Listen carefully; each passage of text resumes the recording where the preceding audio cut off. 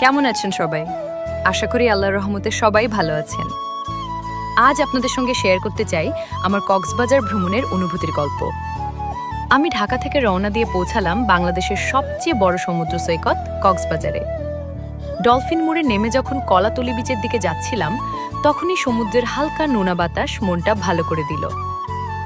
কলাতলি বিচে পৌঁছে সামনে বিশাল সাগর দেখে মুখে আপনা আপনি বের হয়ে এলো, মাশাআল্লাহ, কত সুন্দর আল্লাহ তাআলার সৃষ্টি।